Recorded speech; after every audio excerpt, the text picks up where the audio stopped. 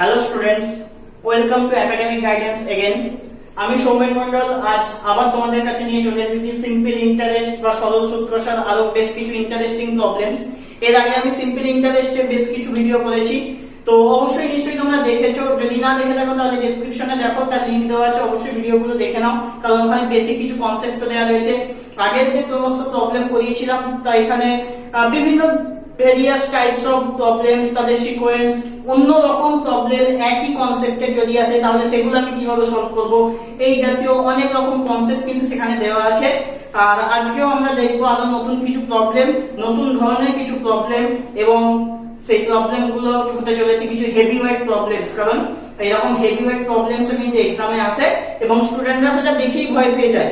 ভয় পাওয়ার কোনো কারণ নেই, তোমরা একাডেমিক গাইডেন্স থেকে ম্যাথগুলো শিখেও গেছো অলরেডি, তাহলে ভয় পাবে না। দেখতে থাকো একাডেমিক গাইডেন্স। এবং আজকে চলে আসছে আমাদের কোর্সে দেখি 2 ক্লাস 10 গণিত প্রকাশ তার 16 নম্বর প্রবলেমসে। তো 16 নম্বর প্রবলেমসে আমরা আসি। দেখো আমাদের স্ক্রিনে প্রবলেমসটা চলেই এসেছে। আসলাম চাচা কর্মক্ষেত্র থেকে অবসর নেওয়ার সময় 1 লাখ টাকা পেলেন। ভালো কথা। কিছু টাকা তিনি ব্যাংক এবং পোস্ট অফিসে জমা রাখলেন কিছু কিছু নিয়ে।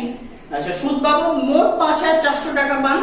ব্যাংকের আর পোস্ট অফিসের বার্ষিক সুদের হারও দিয়ে দিয়েছে 5%, 6%। তিনি কোথায় কত টাকা জমা রেখেছিলেন? এই প্রবলেমটা একটু হেভিওয়েট প্রবলেমস, এইরকম প্রবলেমস আসে, প্রায়ই আসে এইরকম প্রবলেম।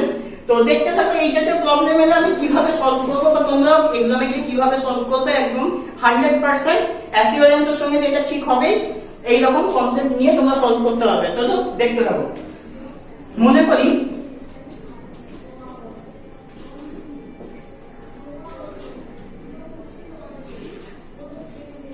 ব্যাংকে জমা রাখেন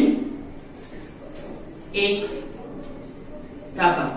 ধরে নিয়েছি আমরা ব্যাংকে জমা রাখে x টাকা, তাহলে অবভিয়াসলি অ্যাকর্ডিং টু কোশ্চেন আমাদের অন্য কোনো অপশনস নেই। তাহলে আমরা পোস্ট অফিসে কত টাকা জমা রাখেন কিভাবে পাবো? তাহলে পোস্ট অফিসে জমা রাখেন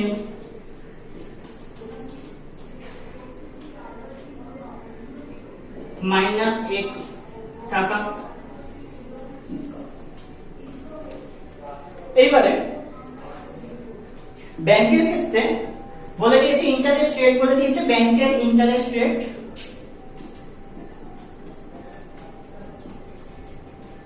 ব্যাংকের সুদের হার বলে দিয়েছে কত পার্সেন্ট? 5%। ব্যাংকের সুদের হার বলে দিয়েছে 5%। তাহলে 1 বছরে ব্যাংকের ক্ষেত্রে ইন্টারেস্ট কত দাঁড়াবে? কি করতে হবে?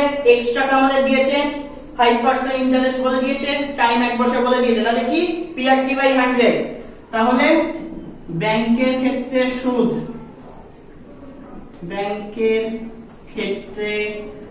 সুদ, তাহলে কত হচ্ছে বসিয়ে দাও, PRT/100।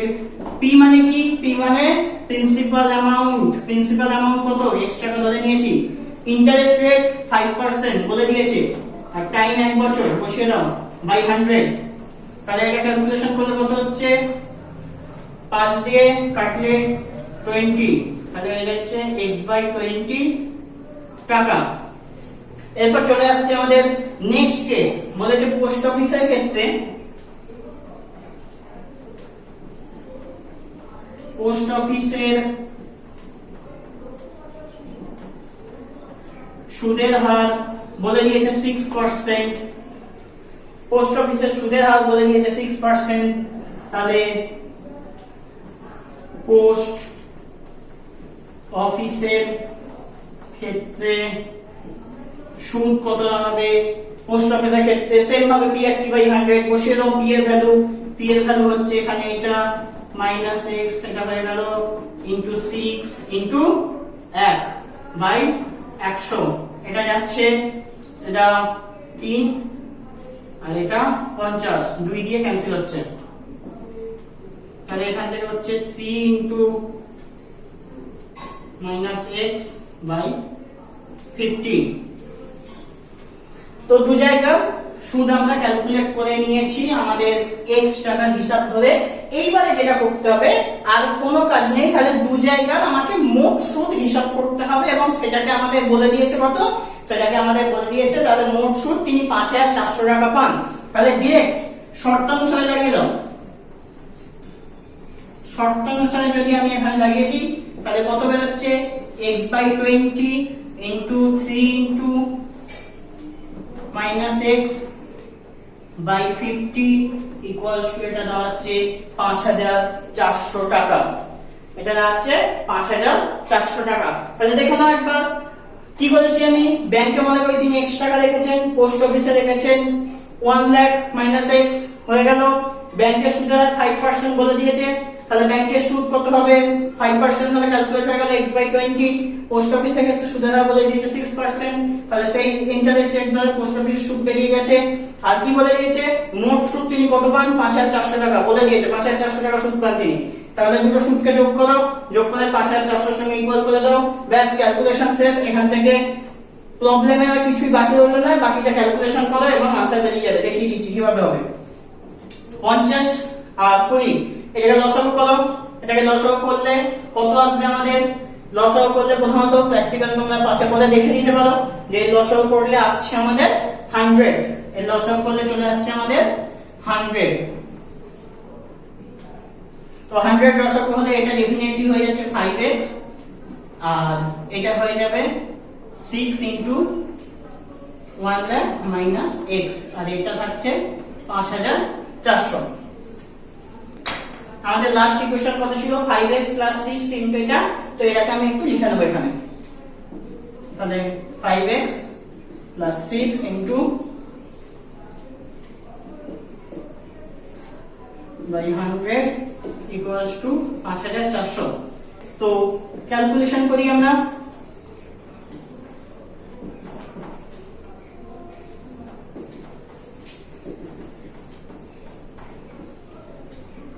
और এটা ক্যালকুলেশন করলে 5x minus 6x করলে -x আর -x plus 6 লাখ আর এদিকে 54, তো এটা গেলে -x 54 minus 6 লাখ और এখান থেকে আমরা পাচ্ছি -x equals to -60,000। দেখো এখানে ক্যালকুলেশন করো, এটা ক্যালকুলেশন করলে আমাদের আসছে -60,000 और x এর ভ্যালু আমরা পেয়ে যাচ্ছি 60,000। তাহলে হিসাব অনুযায়ী তিনি ব্যাংকে জমা রেখেছেন 60,000 রুপিস এবং অতএব ব্যাংকে জমা রাখেন 60,000, তাহলে পোস্ট অফিসে জমা রাখেন কি হবে বলো দেখি, 1 লাখ টোটাল ছিল, তার মধ্যে 60,000 টাকা তিনি ব্যাংকে ডিপোজিট করে দিয়েছেন, আর তাহলে পোস্ট অফিসে আমি কিভাবে বের করব, 1 লাখ থেকে 60,000 বাদ দিয়ে দাও, आंसर বেরিয়ে আসবে।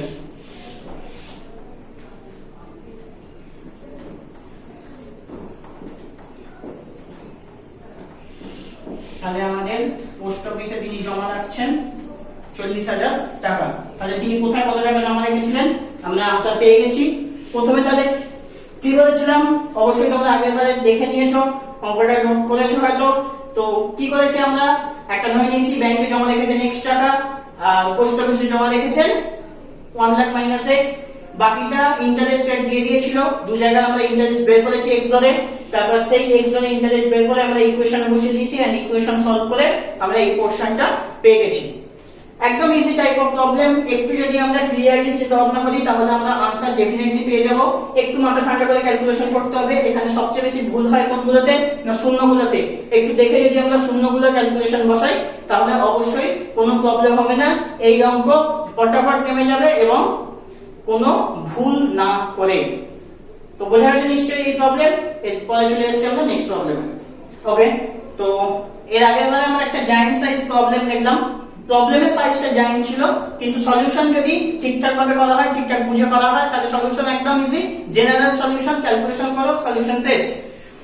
আচ্ছা এবার চলে আসছি আমরা 17 প্রবলেমে, দেখে নেব এটা 17 প্রবলেমটাও 16 প্রবলেমেরই কাছাকাছি প্রবলেম, একটু এদিক ওদিক আছে।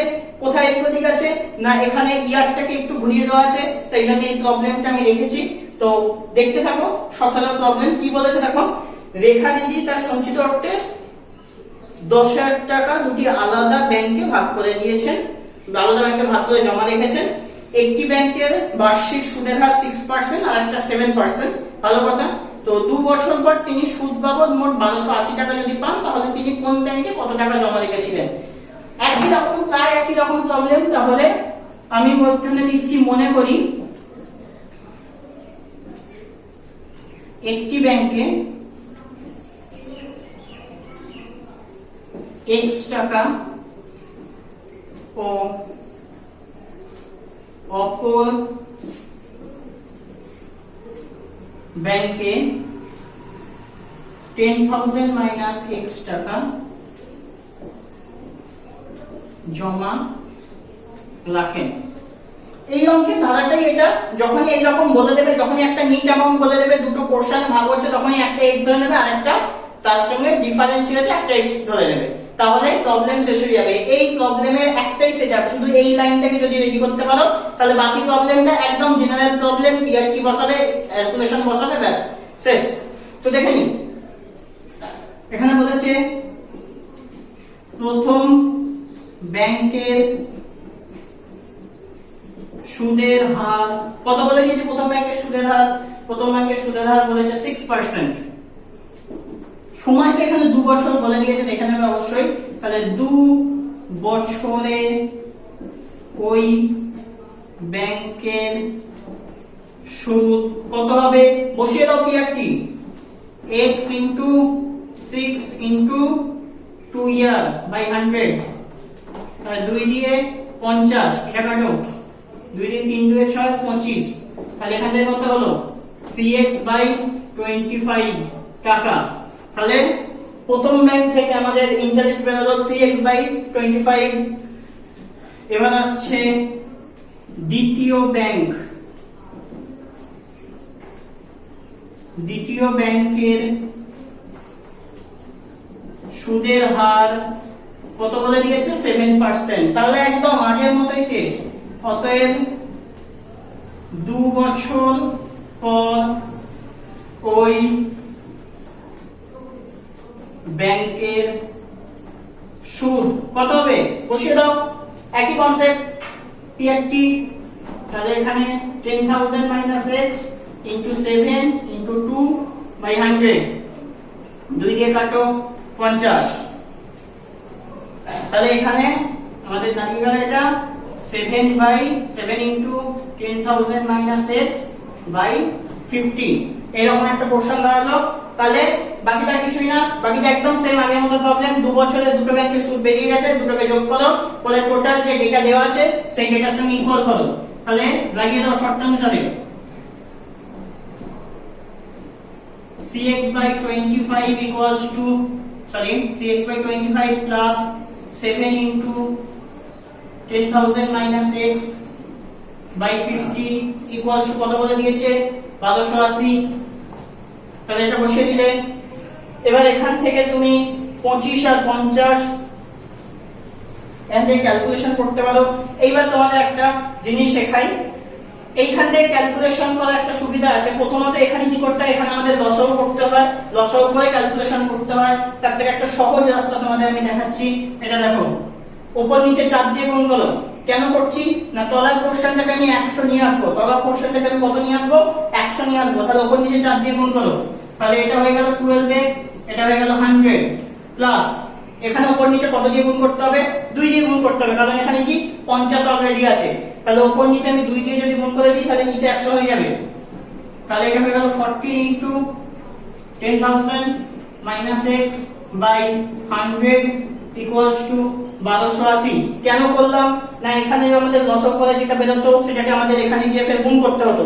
সুতরাং যদি আমাদের 100 হয় তাহলে 100 দিয়ে এই মাল্টিপ্লাই করাটা অনেক ইজি হয়ে যাবে। তো এই পর্যন্ত আমরা রাখলাম, উপরের পোরশনটা আমরা একটু মুছে দেব, দিয়ে আমরা বাকি ক্যালকুলেশনটাকে দেখাচ্ছি। তো এই পোরশনটা দেখে নিয়েছো নিশ্চয়ই, সেম আগের কনসেপ্ট, খালি এখানে কি চেঞ্জ আছে, সময়টা চেঞ্জ আছে, ওখানে 1 বছরে ছিল, এখানে 2 বছরের ইন্টারেস্ট আছে, বাকিটা সেম। চলো ক্যালকুলেশন শেষ করে যাক। তো এখান থেকে আমরা এটাকে তুলে নিচ্ছি। এখানে আছে 12x by 100 plus 14 into 10,000 minus x by 100 equals to 1280 or 100 আমাদের লসাগু হয়ে গেল। তাহলে 12x plus 14,000 sorry 1,40,000 minus 14x equals to 1280 or এখান থেকে minus 2x হচ্ছে, ওটা যদি ওখানে গুণ হয়ে যায় এখানে minus 2x 14 চারটে 0, ওখানে ক্যালকুলেশন হলে 1280, দুটো 0 100 গুণ হয়ে যাচ্ছে, তাই দুটো 0 ওখানে বেড়ে যাচ্ছে। বোঝা গেল এই পর্যন্ত নিশ্চয়ই। এবার চলে যাব আমি ওই পাশে। তাহলে এখান থেকে minus 2x equals to 128, তিনটে 0 minus 14 চারটে 0। এখানে এই ক্যালকুলেশনটা করো। এই ক্যালকুলেশনটা করলে এই ডিফারেন্সটা আসবে, দেখে নাও তোমাদের রাফে ক্যালকুলেশন করে। এখানে তিনটে 0 তিনটে 0, দেখে নাও কিভাবে ক্যালকুলেশন হবে। এখানে তিনটে 0 তিনটে 0 ছেড়ে দাও, বাকি কি আছে? এটা ছোট এটা বড়, তাহলে এখান থেকে শুরু করছি আমি। 8 এ 10 2 10, এরপরে তিনটে 0 অলরেডি বসে গেছে। 8 থেকে 10 2 2 1 3 3 এ 4 1 2 4, তাহলে minus 12,000 और minus 2x equals to এটা, और এখান থেকে আমি x equals to কত পেয়ে যাচ্ছি? তাহলে 12,000 by 2 minus minus cancel out হয়ে যাচ্ছে, বোথ সাইড মাইনাস আছে। এটা ক্যালকুলেশন করলে তাহলে আমাদের কত আসছে? আমাদের আসছে 6,000। এবার এই 6,000 তাহলে কি আমি একটা ব্যাংকে 6,000 পেয়ে গেছি, তাহলে অপর ব্যাংকে আমাকে তাহলে কি করতে হবে? একদম আগের কেস 10,000 থেকে 6,000 বাদ দিয়ে দাও। তাহলে প্রথম ব্যাংকে জমা 6,000, অপর ব্যাংকে জমা 10,000 minus 6,000 and the answer is 4,000 rupees। একদম জেনারেল প্রবলেম, সিকোয়েন্সিয়ালি সলভ করো, আনসার কোনোদিন ভুল আসবে না। পরীক্ষায় এই প্রবলেম কখনো ভুল হবে না যদি আমরা সিকোয়েন্সিয়ালি সলভ করতে থাকি। কোশ্চেন দেখে কখনো ঘাবড়াবে না, কোশ্চেন বড় সাইজ থাকতেই পারে, কিন্তু প্রসেস ঠিকঠাক হওয়া চাই। যত আমাদের ভিডিও ফলো করবে তত তোমার কনসেপ্ট ক্লিয়ার থাকবে, কনসেপ্ট যত ক্লিয়ার থাকবে প্র্যাকটিস করবে, পরীক্ষার ভুল হওয়ার চান্স একদমই কম। চলো বুঝেছো নিশ্চয়ই এই প্রবলেম। আমরা চলে যাবো এরপরের প্রবলেমে। তো আগের প্রবলেমটা আমরা দেখলাম, এবার চলে আসছে আমাদের 18 নম্বর প্রবলেমে। তো 18 নম্বর প্রবলেমটা আমরা একটু দেখে নিই। প্রবলেমটা একটু ক্রিটিক্যাল টাইপস আছে, একটু ভালো করে বুঝতে হবে। ঠিক আছে, তোমাদের স্ক্রিনে দেখো প্রবলেমটা চলে এসেছে। বলছে কোন ব্যাংক বার্ষিক 5% হারে সুদ দেয়, ওই ব্যাংকে দীপুবাবু বছরের প্রথমে 15,000 টাকা জমা দেওয়ার 3 মাস পরে 3,000 টাকা তুলে নিলেন। এখানে এক একটা ধাপ বাই ধাপ ক্যালকুলেশনটা করে যেতে হবে, তাহলে কিন্তু মিলবে না লাস্টে। বলছে বছরের প্রথমে 15,000 টাকা জমা দেওয়ার 3 মাস পর 30,000 টাকা তুলে নিলেন, আর টাকা তুলে নেওয়ার আবার 3 মাস পরে তিনি 8,000 টাকা জমা দিলেন। তাহলে ওই বছরের শেষে দীপুবাবু সুদে আসলে কত টাকা পাবেন? তাহলে একটা একটা করে স্টেপ আমরা প্রথমে করি। প্রথমে কি? প্রথমে বলছে 3 মাস পরে তিনি 3,000 টাকা তুলে নিয়েছেন। তাহলে প্রথমে তিনি কত জমা রাখেন?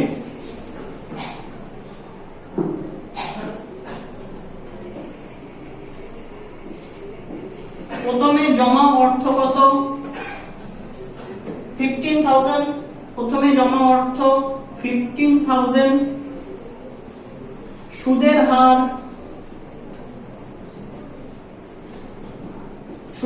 বলে দিয়েছে যে 5% হারে সুদ দেয়।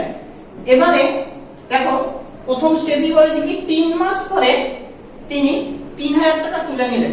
এটা মাথায় নেবে না, আগে ভাবছো 3 মাস তো এই 15,000 টাকাটা রেকারিং হয়েছে, 3 মাস তো 15,000 টাকার উপর আমি সুদ পেয়েছি, তবে না তার 3 মাস পরে 3,000 টাকা তুলেছে।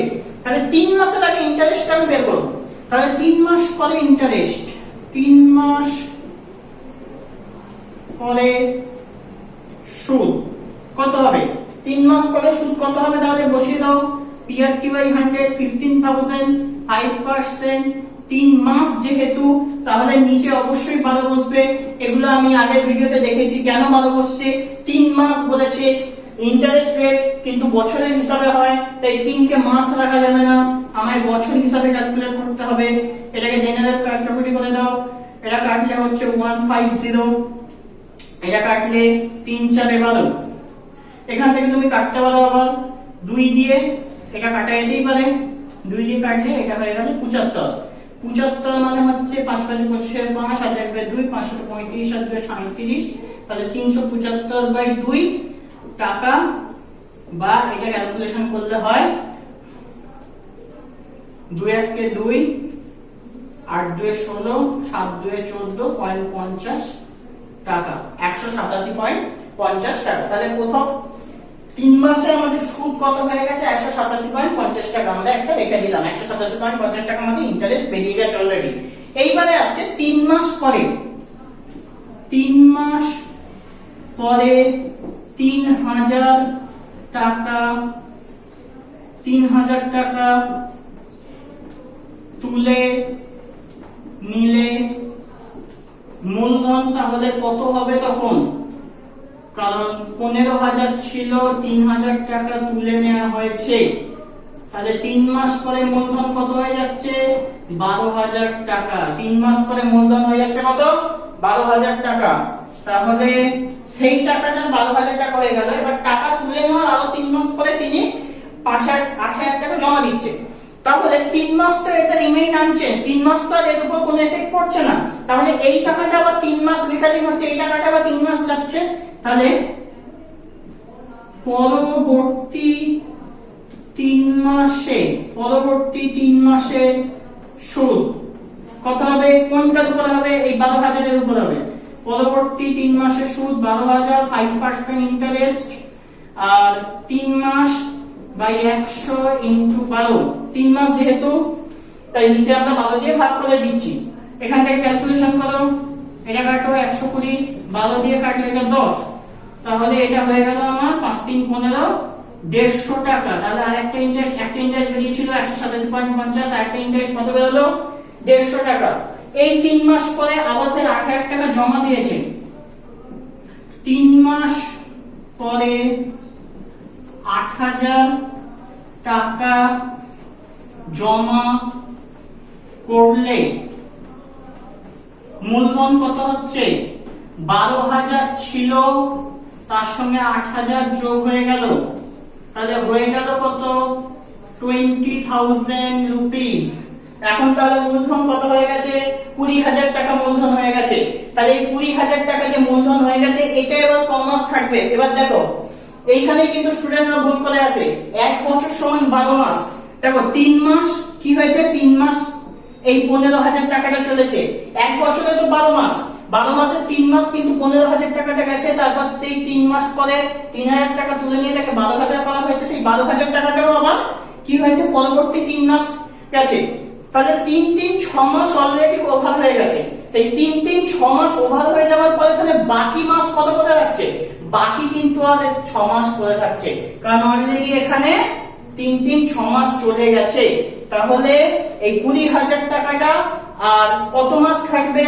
12 মাইনাস 6, মানে বাকি 6 মাস খাটবে। তাহলে শেষ 6 মাসে সুদ, শেষ 6 মাসে সুদ কত হবে? তাহলে 20,000 6 মাস, আচ্ছা সরি 20,000, 5% ইন্টারেস্ট 6 মাস, তাহলে 100 দিয়ে কাটো, এটা টোটাল 200 হলো, কেটে আচ্ছা 5 6 30, আচ্ছা এখানে একটা 12 বসবে, সরি এখানে 6 মাস যেহেতু, তাহলে নিচে 12, তাহলে 6 দিয়ে কাটছি, এটা 2, এটা 2 দিয়ে কাটলে এটা 100, তাহলে এটা হয়ে গেল 500 টাকা।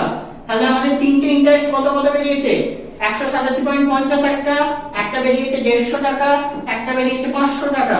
তাহলে মোট সুদ তাহলে কত হচ্ছে? 187.50 প্লাস 150 প্লাস 500 যোগ করো, 0.50 থেকেই যাচ্ছে। আচ্ছা এখানে 0 5 8 5 13 3 হাতে আছে 1 5 1 6 7 8, তাহলে ইন্টারেস্ট কত দাঁড়াচ্ছে? মোট ইন্টারেস্ট দাঁড়াচ্ছে 837.50 টাকা মোট ইন্টারেস্ট। তাহলে সুদে আসলে মোট কত হচ্ছে? 20,000 টাকা ছিল আর 837.50 টাকা, তার সঙ্গে ইন্টারেস্ট যোগ হলো, তাহলে হয়ে গেল টোটাল কত? টোটাল হয়ে গেল একদম দেখে নাও 20,000 টাকা ছিল, আর তার সঙ্গে 837 টাকা 50 পয়সা যোগ হলো, মানে 20,837 টাকা 50 পয়সা। এটাই হয়ে গেল আমাদের ফাইনাল আনসার। যদি তুমি স্টেপ বাই স্টেপ ক্যালকুলেশনটা এইভাবে করতে থাকো, তাহলে এই জাতীয় প্রবলেম কখনো ভুল হবেই না। আর এই জাতীয় প্রবলেম পরীক্ষায় কিন্তু ভুল করে আসা একদমই চলবে না, কারণ এটা একদম ইজিয়েস্ট টাইপ অফ প্রবলেম। ঠিক আছে, প্রবলেমটা দেখলেই বুঝতে পারবে যে প্রবলেমটার মধ্যে কিছু নেই, শুধুমাত্র সাইজটা অনেক বড়। এই সাইজটা দেখেই অনেক স্টুডেন্ট ভয় পেয়ে যায়। কিন্তু আবারও বলছি, এক্সাম হলে যদি ঠিকঠাক ভাবে স্টেপ বাই স্টেপ ক্যালকুলেশন গুলো করা যায়, তাহলে কিন্তু এই জাতীয় প্রবলেম কোনো সমস্যা তৈরি করবে না আমাদের জন্য। দেখো একদম স্টেপ বাই স্টেপ আমি পুরো কিন্তু বলে দিয়েছি, আরেকবার দেখে নাও। প্রথমে ছিল 15,000, সেটা 3 মাস চলেছে, তার জন্য ইন্টারেস্ট বেরিয়েছে আমার কত? 187 টাকা 50 পয়সা। আবার 3 মাস পরে 3,000 টাকা তুলে নিয়ে তাকে 12,000 করে দেওয়া হয়েছে, সেটা আবার পরবর্তী 3 মাস চলেছে, তাহলে তার জন্য ইন্টারেস্ট 150 টাকা। আবার সেই 3 মাস পরে 8,000 টাকা জমা করে এটাকে 20,000 করে দেওয়া হয়েছে। তাহলে আবার শেষ 6 মাস, কেন 6 মাস না 3 মাস এটা চলেছে, 3 মাস এটা চলেছে, তাই 3 6 মাস ওভার 1 বছর সমান কত মাস? 1 বছর সমান 12 মাস। তাহলে বাকি যে 6 মাস রয়েছে তার জন্য ইন্টারেস্ট কত? 500 টাকা পেয়ে গেছি আমরা। সবকটা টোটাল যা সুদ বেরিয়েছে, এটা সুদ, এই যে 188, 50, 150 আর 500, এই তিনটে সুদ। তাহলে এই তিনটে সুদকে যোগ করে দাও, দেখো 837.50 টাকা হয়ে গেল। তাহলে সুদে আসলে মোট কত হয়ে গেল? আসল কত ছিল? লাস্ট আসল হয়েছে 20,000 টাকা, আর তার জন্য ইন্টারেস্ট কত এসেছে? 837.50। তাহলে যোগ করে দাও, আনসার কত বেরিয়ে গেল? 20,837.50। এটাই ফাইনাল আনসার। একদম ইজিয়েস্ট প্রবলেম। ভালো করে দেখো, প্র্যাকটিস করো, পরীক্ষা করে দিয়ে চলে আসো, কোনো প্রবলেম নেই। আশা করছি বুঝেছো প্রবলেম। চলে যাচ্ছে আমাদের নেক্সট প্রবলেম। তো 18 জায়গায় একটা জবরদস্ত প্রবলেম আমরা দেখলাম, এবার আসছে আমাদের 19 প্রবলেম। 19 প্রবলেমটা খুব একটা মজার প্রবলেম, এক্সামে বহুবার আসতে দেখা গেছে এই প্রবলেমটার একটা পোরশনই কিন্তু স্টুডেন্টদের ম্যাথটা ভুল করে দেওয়ার জন্য যথেষ্ট। তো আমি প্রবলেমটা পড়ছি, এখন আমাদের স্ক্রিনে অবশ্যই চলে আসছে প্রবলেমটা। রহমত চাচা একটি বাড়ি তৈরি করার জন্য 12% সুদের হারে 2,40,000 টাকা ব্যাংক থেকে ধার নিয়েছেন। ধার নেওয়ার 1 বছর পর তিনি প্রতি মাসে 5,200 টাকা ভাড়া দেন।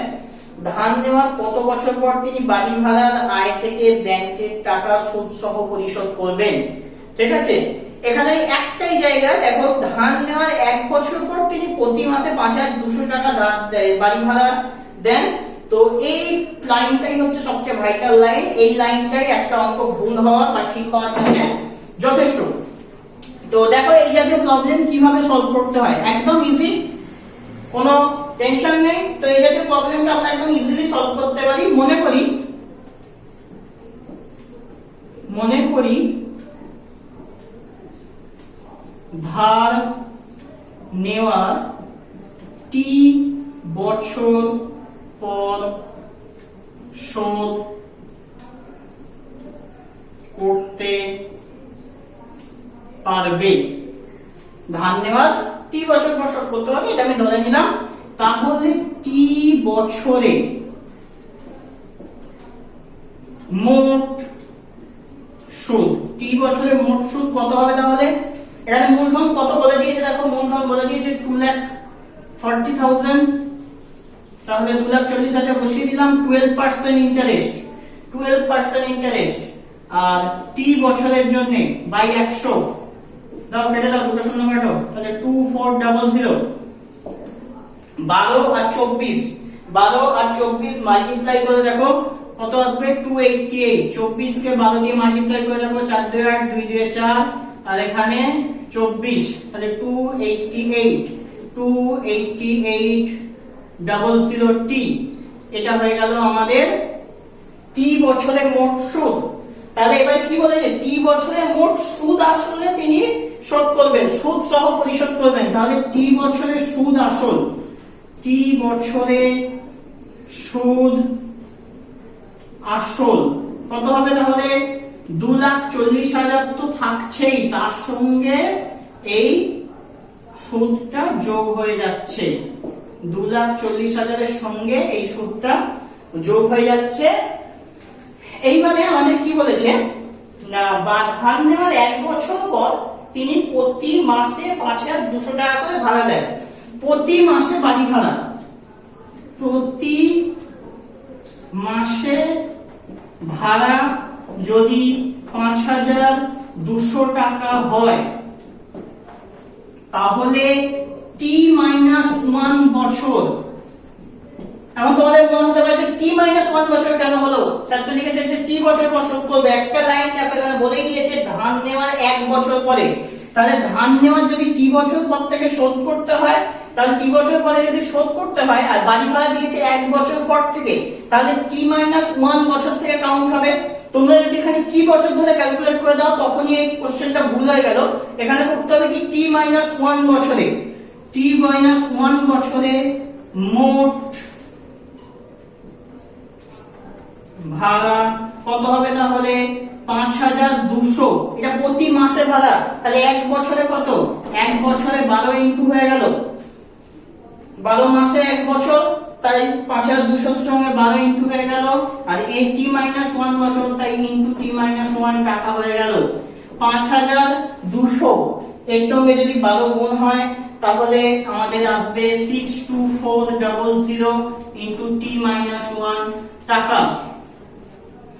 এবারে এইখান থেকে তাহলে এই অ্যামাউন্ট আর এই অ্যামাউন্ট দুটো সমান। প্রশ্ন অনুসারে কি বলেছে? T বছরে জমা দেবে, সুদে আসলে সব জমা দিয়ে দেবে। তাহলে T বছরে সুদ আসলে যা আর T-1 বছরের টোটাল বাড়ি ভাড়াও তাই। তাহলে একদম কি লাগিয়ে দেবে? একদম লাগিয়ে দেবে শর্তানুসারে, একদম লাগিয়ে দাও শর্তানুসারে।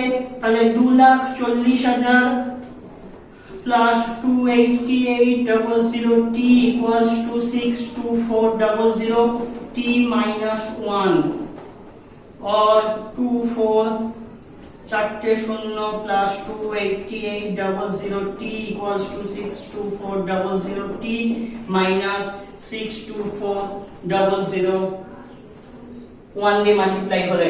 এবার এটাকে একটু রিঅ্যারেঞ্জ করে নাও। 62400 T minus 28800 T, 62400 T minus 28800 এদিকে এদিকে যায় আর এর সঙ্গে এই পোরশনটা যোগ হয়ে যাচ্ছে। তাহলে 24 1 2 3 4 চারটে শূন্য প্লাস 62400। এইভাবে ক্যালকুলেশনটা হবে।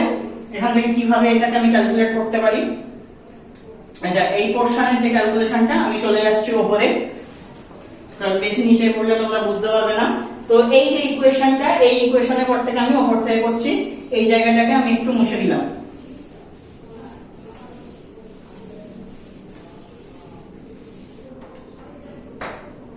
তো চলে আসছে এই ক্যালকুলেশনে। এখানে বলেছে কত? 62400 T minus 28800 T equals to 24 চারটে 0 62400 আর এখান থেকে দুটো শূন্য, এখানে দুটো শূন্য আছে, তাহলে শূন্য শূন্য এখানে বসিয়ে দাও T। এইবারে ক্যালকুলেট হচ্ছে 8 থেকে 4 মানে এখানে হচ্ছে 6 8 একে 9 9 3 এ 12 2 একে 3 3, তাহলে 36600। এখান থেকে এটা ক্যালকুলেট হলে এটা 0 এটা 0, তাহলে দুখানা শূন্য লাস্টে বসিয়ে দাও। এখানে 4 হয়ে গেল, এখানে 2 আর 4 6 10 3 और T equals to 302400 by 33600। এটাকে পুরো কাটলে এটা হয়ে যায় 9। তাহলে T equals to হচ্ছে 9 বছরে।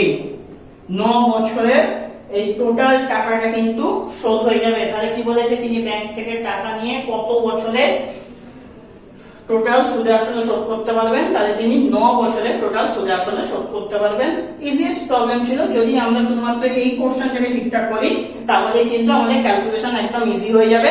একটু যদি আমরা প্র্যাকটিস করি আর যদি ভালোভাবে ম্যাথটা বুঝে থাকি তাহলে কিন্তু এই জাতীয় প্রবলেম কোনো ব্যাপারই না। আশা করি তোমরা বুঝেছো। যদি না বুঝে থাকো তাহলে অবশ্যই কমেন্টে জানাবে, আমরা এই জাতীয় প্রবলেমের সলিউশন নিয়ে আবার আসবো। তো যারা বুঝেছো এবং যারা বোঝোনি তারা সবাইকেই বলছি ভালো করে দেখো। এবং এই ক্যালকুলেশনটা একটু লেন্থি ক্যালকুলেশন, এবং এই ক্যালকুলেশনের পরে কিন্তু এইরকম একটা ফিক্সড একদম রাইট অ্যান্সার আসবে যদি আমরা স্টেপ বাই স্টেপ ক্যালকুলেশনটা করতে থাকি। তো আশা করি বুঝেছো। এরপরে চলে যাচ্ছি আমাদের নেক্সট প্রবলেম। আমরা 19 প্রবলেম একটু আগেই দেখলাম। তো এই 17, 18, 19 যে প্রবলেমগুলো চলছে, প্রবলেমের ক্যালকুলেশনগুলো একটু লং হয়। আমাদের কিছুটা পোরশন উপরে রিমুভ করে তারপরে আবার নতুন পোরশন বা নতুন ক্যালকুলেশনগুলো লিখতে হচ্ছে, যেহেতু তলায় বেশি লিখলে তোমরা দেখতে পাবে না। তাই যখন তোমরা নোট করছো তখন আগের যে প্রবলেমটা, প্রথম থেকে যখন আমি প্রবলেমটা করছি তখন দরকার হলে ভিডিওটা পজ করে তোমরা নোটটা করে নিতে পারো, তারপর আবার ভিডিওটাকে অন করে তোমরা কিন্তু বাকি ক্যালকুলেশনটা দেখতে পারো, কিংবা ফলিভার্সে এসেও তুমি বাকি ক্যালকুলেশনটাকে একবার দেখে নিতে পারো। তো চলে আসছি আমাদের আজকের ক্লাসের লাস্ট প্রবলেম, প্রবলেম নাম্বার 20। একটা জবরদস্ত প্রবলেম দিয়ে আজকে আমরা ক্লাস শেষ করব। তো প্রত্যেককে অবশ্যই ভিডিওটা কেমন লাগলো জানাবে কমেন্টে, এবং সাবস্ক্রাইব আর লাইক কমেন্ট শেয়ার মাস্ট। তো চলে আসছি আমাদের লাস্ট প্রবলেম, 20 নম্বর প্রবলেম। দেখো স্ক্রিনে এসে গেছে। রতিন বাবু তার 2 মেয়ের প্রত্যেকের জন্য ব্যাংকে এমন ভাবে টাকা জমা রাখেন যাতে প্রত্যেক মেয়ের বয়স যখন 18 বছর হবে তখন প্রত্যেক মেয়ে 1,20,000 টাকা করে পাবে।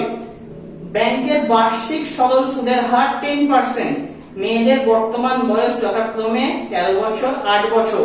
তিনি প্রত্যেক মেয়ের জন্য ব্যাংকে কত টাকা করে রেখেছিলেন হিসাব করে দেখি। তো করতে চলেছি আজকে লাস্ট প্রবলেম, এবং দেখো খুব ভালো প্রবলেম এটা।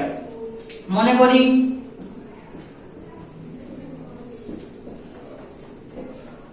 প্রথম মেয়ের জন্য x টাকা ও দ্বিতীয় মেয়ের জন্য y টাকা রেখেছিলেন।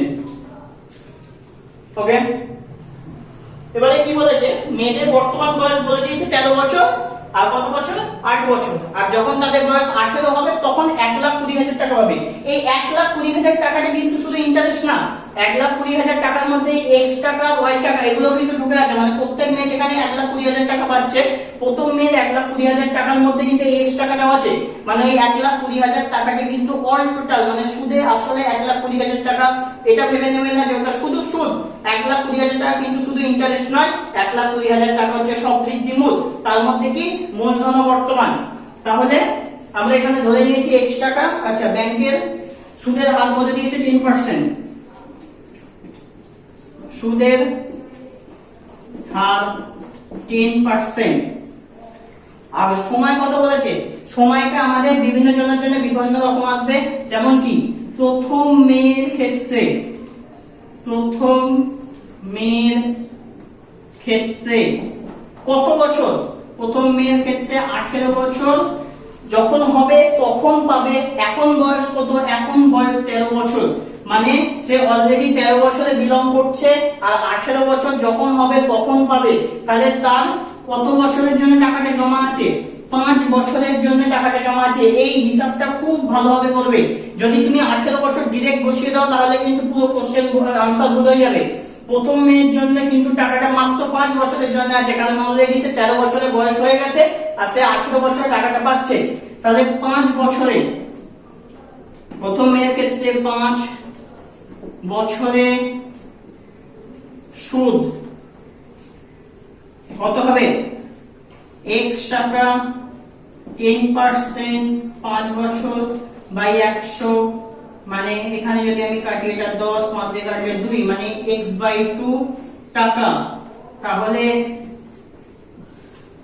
প্রথম মেয়ের ক্ষেত্রে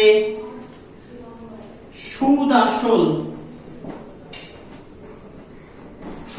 কত, প্রথম মেয়ের ক্ষেত্রে সুদ আসল তাহলে কত হবে, প্রথম মেয়ের ক্ষেত্রে সুদ আসল হবে x plus x/2, x plus x/2 টাকা। তাহলে 5 বছরে প্রথম মেয়ের ক্ষেত্রে সুদ আসল হয়ে যাচ্ছে কত, x/x/2 টাকা। এই x plus x/2 টাকাটাই হচ্ছে কত, 1,20,000 টাকা।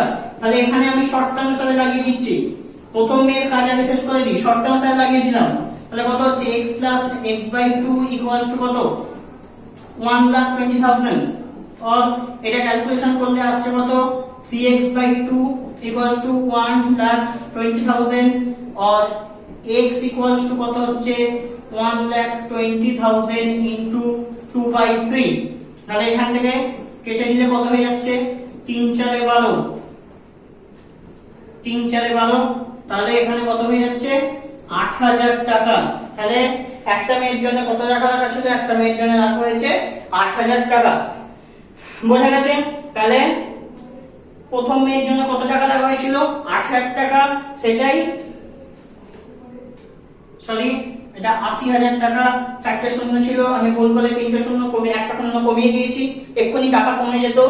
তো সুতরাং এখানে 40000 ছিল, তার সঙ্গে 2 মাল্টিপ্লাই হয়েছে, তাহলে 80000 রুপিস তার ছিল, সেটাই সুদে আসলে কত টাকা হয়ে যেত, সেটাই সুদে আসলে 1,20,000 হয়ে যেত। তাহলে এটা হয়ে গেল প্রথম মেয়ের প্রবলেম। বোঝা গেছে আই থিং প্রবলেমটা। সিমিলারলি কি হবে, তাহলে প্রথম মেয়ের জন্য x টাকা জমা রেখেছিল, সুদের হার ছিল 10%, প্রথম মেয়ের ক্ষেত্রে 5 বছরের সুদ আসল, এইটা কমপ্লিট হয়ে গেল। এইবারে আসছি দ্বিতীয় মেয়ের প্রবলেমে।